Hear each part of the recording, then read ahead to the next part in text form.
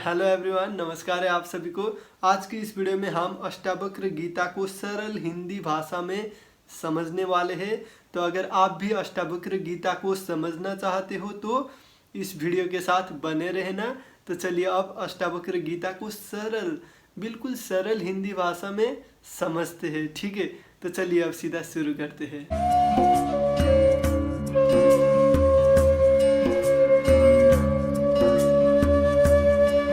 अगर किसी को अष्टावक्र गीता के बारे में कुछ भी पता ना हो तो मैं उनको शुरू में थोड़ा सा बता देना चाहता हूँ ताकि पीछे उनको सहयोग हो इसे समझने में। तो अष्टावक्र गीता यानी महर्षि अष्टावक्र और राजा जनक के बीच के संवाद है, जिस संवाद के कारण राजा जनक इनलाइटेंड हुए थे या ज्ञान को प्राप्त हुए थे। यह संवाद शुरू होता है राजा जनक की 3 प्रश्नों से। ठीक है, तो पहला प्रश्न है कि हे प्रभु, पुरुष आत्मज्ञान को कैसे प्राप्त होता है।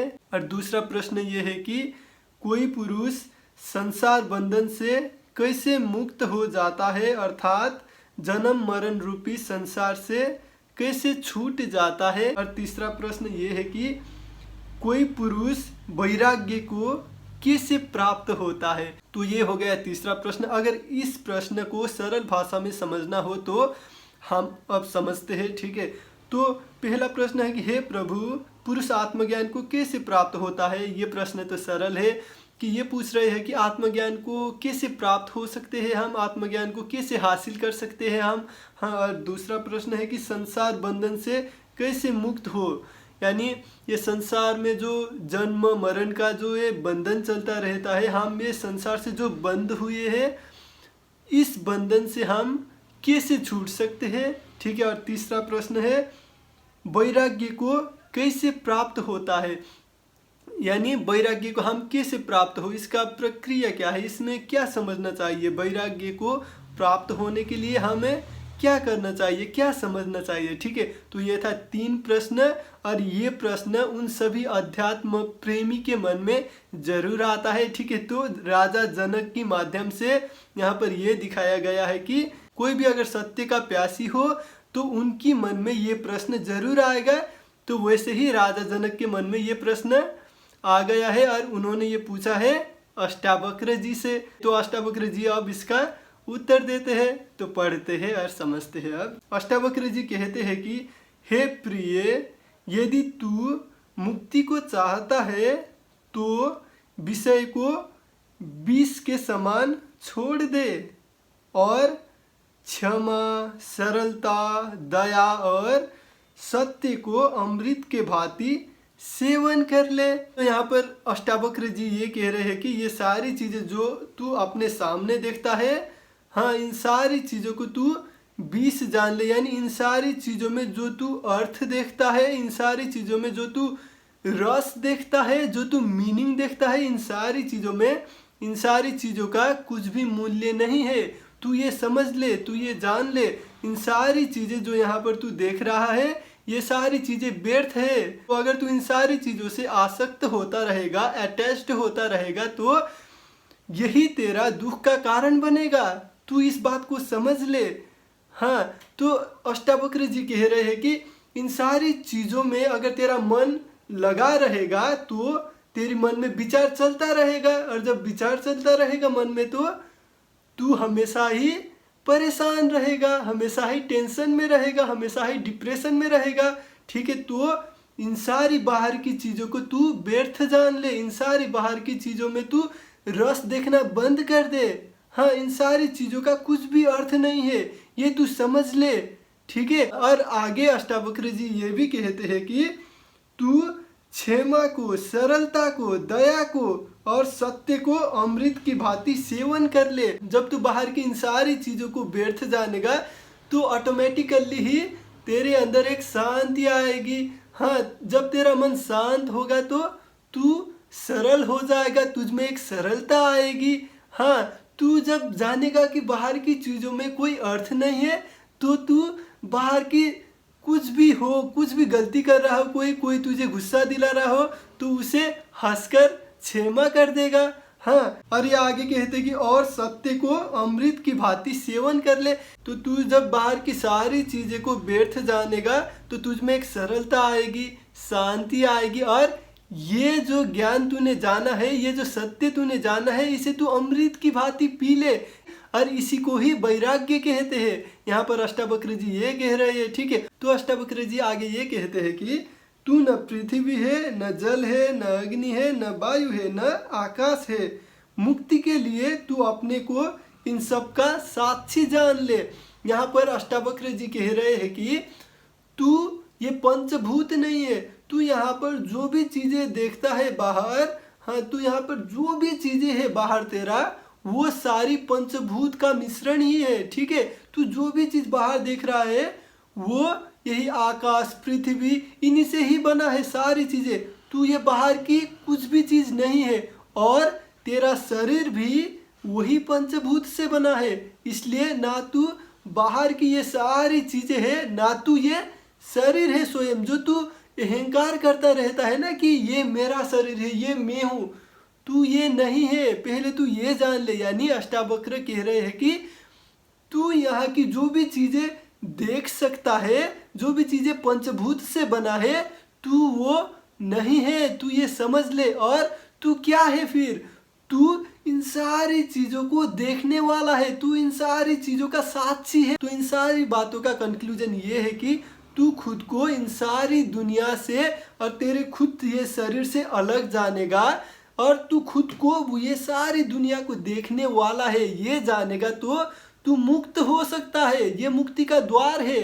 अष्टावक्र जी राजा जनक को मुक्ति का द्वार दिखा रहे हैं, मुक्ति को समझा रहे हैं, ठीक है। तो आगे और अष्टावक्र जी कहते हैं कि अगर तू इस देह को खुद से अलग जानकर चित्त को आत्मा में एकाग्र करेगा तो अभी तू सुखी और शांत होता हुआ बंधन से मुक्त हो जाएगा।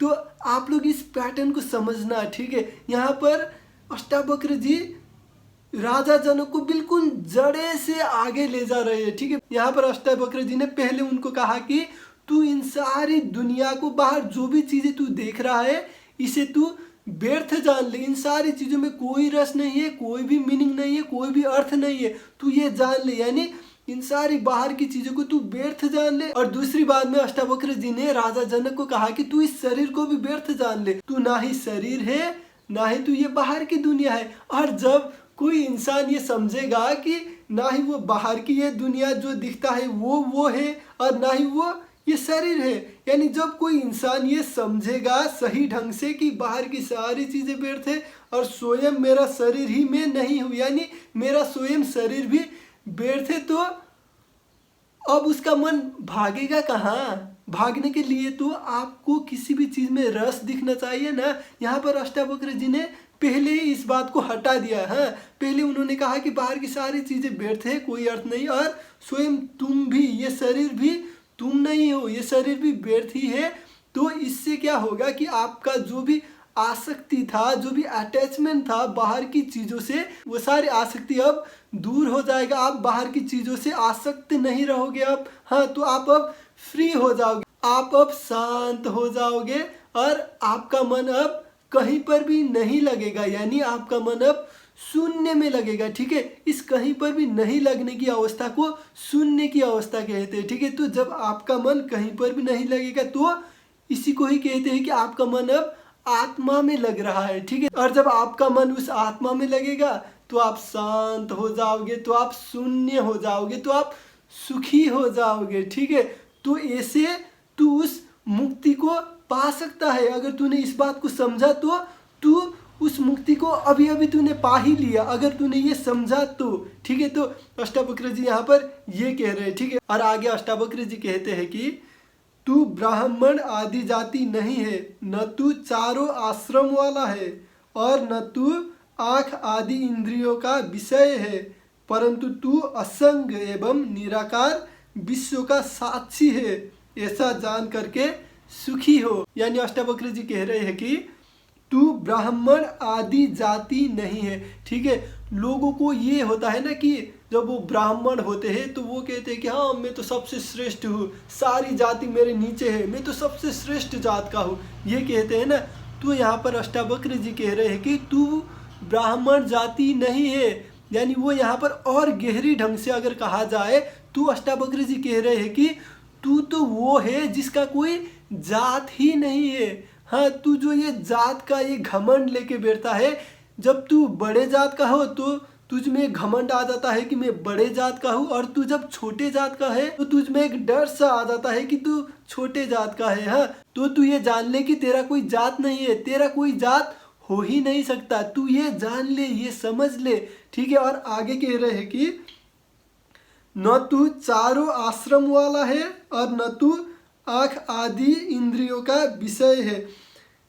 यहाँ पर अष्टावक्र जी कह रहे हैं कि न तू चारों आश्रम वाला है। ये चारों आश्रम वाला यानी ब्राह्मण का 4 स्टेजेज होते हैं। ठीक है, तो पहला स्टेज होता है कि आप वेदांत पढ़ते हो पहली स्टेज में, और दूसरा स्टेज में आप हाउस होल्ड करते हो। ठीक है, आप घर की काम इधर उधर का आप सीख लेते हो, जान लेते हो। और तीसरा स्टेज ये है कि आप सारे इंसानों से या सारी चीज़ों से आप दूर होके कहीं अकेले जाके बैठते हो, कहीं पर जंगल पे या पहाड़ पे आप अकेले होकर बैठते हो। ठीक है, तीसरा स्टेज। और चौथा स्टेज है कि आप संन्यास ले लेते हो, यानी आप सारी चीज़ों को व्यर्थ जानकर खुद भिक्षु हो जाते हो और आप भिक्षु की जीवन जीते हो, संन्यास की जीवन जीते हो। ठीक है, ये चारों स्टेजेज होता है। पर यहाँ पर अष्टावक्र जी कह रहे हैं कि तू ये चारों में कुछ भी नहीं है, तू इन झंझट में मत फंस। हाँ, तू इन सारी चीज़ों को खुद से अलग जान ले, तू ये झंझट में तुझे पढ़ना ही नहीं है, इसे तू व्यर्थ जान ले, इसे तू व्यर्थ समझ ले। ठीक है, ये तू नहीं है। हाँ, तू ये समझ ले पहले। और आगे कह रहे हैं कि न तू आँख आदि इंद्रियों का विषय है। अष्टावक्र जी यहाँ पर कह रहे हैं कि जो तू इस इंद्रिय के कारण तू चीज़ों से लोभावित हो जाता है ना, जो तू चीज़ों से प्रभावित हो जाता है, जो तू चीज़ों की ओर भागने लगता है, तू ये जान ले कि ये जो चीज़ों में भाग रहा है ना, ये तू नहीं है। ठीक है, तू ये समझ ले पहले, तू ये जान ले पहले। हाँ, यहाँ पर अष्टावक्र जी राजा जनक को समझा रहे हैं कि ये चीज़ों में भागने वाला, ये बाहर की चीज़ों में लोभ करने वाला, हाँ आसक्त रहने वाला तू नहीं है, तू ये जान ले।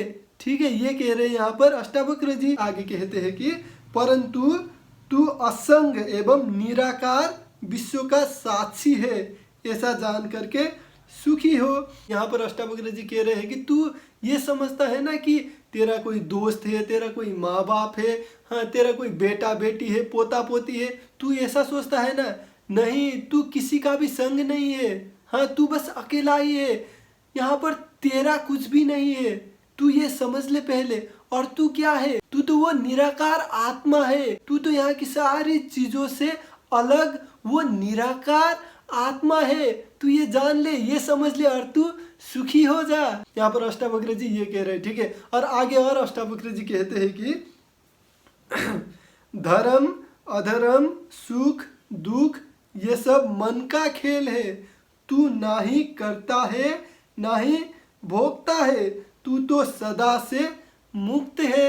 अष्टावक्र जी यहाँ पर कह रहे हैं कि धर्म अधर्म सुख दुख ये सब मन का खेल है। यानी यहाँ पर अष्टावक्र जी राजा जनक को ये समझाना चाह रहे हैं कि तू ये सोचता है ना कि ये करना धर्म है, ये करना अधर्म है, ये करना पाप है, ये करना पुण्य है, तू ये समझता है ना, पर ये ऐसा नहीं है। हाँ, ये सारी धर्म अधर्म पाप पुण्य ये सारी तेरी मन से ही जन्मा है। ठीक है, ये सारे तेरे मन का ही खेल है, इसे जान ले, इसे समझ ले, ये सारे तेरे मन से ही जन्मे हैं। हाँ, ये सच में नहीं है, यहाँ पर ये सारे तेरे मन से ही जन्मा हुआ है, इसे जान ले, इसकी जड़ें को समझ ले तू। ठीक है, यहाँ पर धर्म अधर्म पाप पुण्य ऐसी चीजों में मत फंस। हाँ, ऐसी चीजें कुछ भी नहीं है, ये सब इस मन से जन्मा हुआ है, इसे तू जान ले। हाँ, और आगे कह रहे हैं कि सुख दुख ये सब मन का खेल है। तुझे लगता है कि तू कभी सुखी होता है कभी दुखी होता है। हाँ, ये सुख दुख होना भी तेरा बस ये मन होता है सुख दुख, तू तो वो है जो कभी सुख दुख नहीं होता, हाँ, जो धर्म और अधर्म से ऊपर है। हाँ, तू तो वो है। तू खुद को जान ले, खुद को समझ ले। तू ना कभी सुखी हो सकता है ना कभी दुखी हो सकता है। तू ये जान ले, ये समझ ले, ये सारी मन का खेल है। इसे तू जान ले, समझ ले, इसकी जड़ को तू पकड़ ले। यहाँ पर अष्टावक्र जी ये कह रहे, ठीक है। और आगे कहते हैं कि तू ना ही करता है ना ही भोगता है। और आगे कहते हैं कि तू ना ही करता है ना ही भोगता है। यानी हमें तो लगता है ना कि मैं ये कर दूंगा, मैं वो कर दूंगा, मैंने ये किया है, मैंने वो किया है, हाँ, मैंने ये लिखा है और मैं ये हूँ, मैं वो हूँ, हाँ, मैंने ऐसा कर दिया, मैंने वैसा कर दिया। तू ये सोचता है ना, तू यहाँ पर कुछ भी नहीं कर सकता। एक बार खुद सोच के तो देख, हाँ, तू क्या है, तेरा अस्तित्व क्या है यहाँ पर। एक बार सोच ले, एक बार समझ ले कि तू क्या है, तेरा अस्तित्व क्या है। ये इतनी बड़ी ब्रह्मांड में, हाँ, तू तो बस एक छोटा सा गोला में रहता है और उस गोले का तू एक छोटा सा प्राणी है। तुझे लगता है कि तू यहाँ पर कुछ कर सकता है? तुझे लगता है कि तू यहाँ पर बहुत कुछ बदल सकता है? तुझे लगता है कि तू यहाँ पर बहुत कुछ अच्छा कर सकता है या बुरा कर सकता है? हाँ, तुझे लगता है कि तू यहाँ पर कुछ कर सकता है? तू खुद ही समझ ले, इसे खुद ही जान ले। तू यहाँ पर कुछ भी नहीं कर सकता। इस तथ्य को समझ ले, इस तथ्य को जान ले, समझ ले, पी ले यार। इस तथ्य को तू जीना शुरू कर दे अब कि तू यहाँ पर कुछ भी नहीं कर सकता। हाँ, और आगे कह रहे हैं कि ना ही तू भोगता है। तू सोचता है ना कि तू राजा है, सारे लोग मेरे सहयोग में बैठे, सारे लोग मेरी सहयोग करने के लिए बैठे, मैं ये भोग रहा हूँ, मैं वो भोग रहा हूँ। हाँ, राजा है तो अच्छी अच्छी स्त्रियां भोग रहे होंगे, अच्छी अच्छी खाना खा रहे होंगे। हाँ, यानी जो भी तू यहाँ पर भोग रहा है ये कुछ भी तू नहीं भोग सकता। तू तो वो है जिसका कोई आँख नहीं है, नाक नहीं है, मुख नहीं है। हाँ, तू तो शून्य है। तू कैसे कुछ चीजें को भोग सकता है? एक बार समझ के तो देख ले, एक बार सोच के तो देख ले। तो यहाँ पर अष्टावक्र जी ये कह रहे हैं, ठीक है। तो आगे और कहते हैं कि तू तो सदा से मुक्त है। हाँ, तो अष्टावक्र जी यहाँ पर कह रहे हैं कि ना ही तू यहाँ पर कुछ कर सकता है, ना ही तू यहाँ पर कुछ भोग सकता है, ना ही तू धर्म से कुछ फर्क पड़ता है तुझे, ना ही अधर्म से कुछ फर्क पड़ता है, ना ही तू कभी सुखी होता है, ना ही तू कभी दुखी होता है। तू तो वो है, वो शून्य है तू। हाँ, तू तो वो आत्मा है, तू तो सदा से ही मुक्त है। इस तथ्य को तू जान ले, समझ ले और तू सुखी हो जा, तू शांत होकर जीवन जी ले। हाँ, अष्टावक्र जी यहाँ पर ये कह रहे हैं। और अष्टावक्र जी आगे ये कहते हैं कि सबको एक देखने वाला सदा मुक्त रहता है।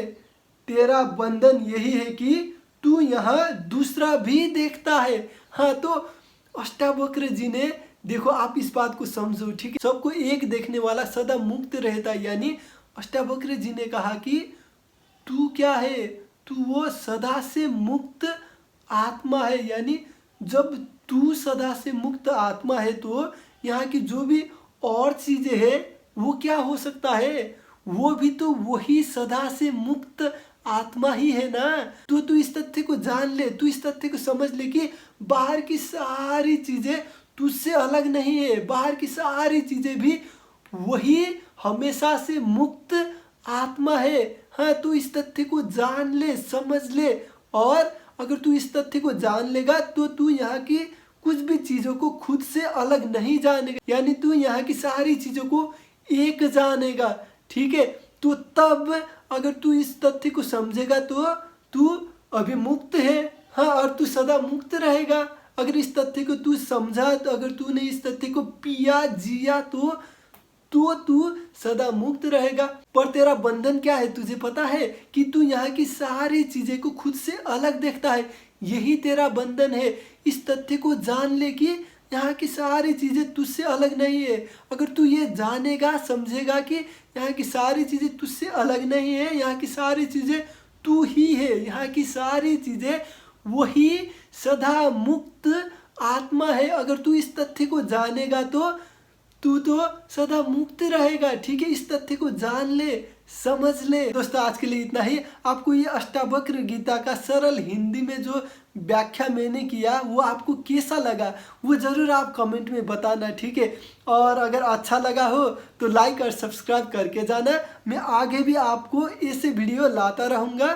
ठीक है, अगर आपको आगे भी ऐसा वीडियो चाहिए तो कमेंट में ज़रूर बताना और सब्सक्राइब करके जाना, क्योंकि आपको नोटिफिकेशन आएगा ना कि मैंने डाला है ऐसा वीडियो। ठीक है, तो चलो आज के लिए इतना ही। अब मिलते हैं नेक्स्ट वीडियो में, तब तक के लिए बाय, टेक केयर।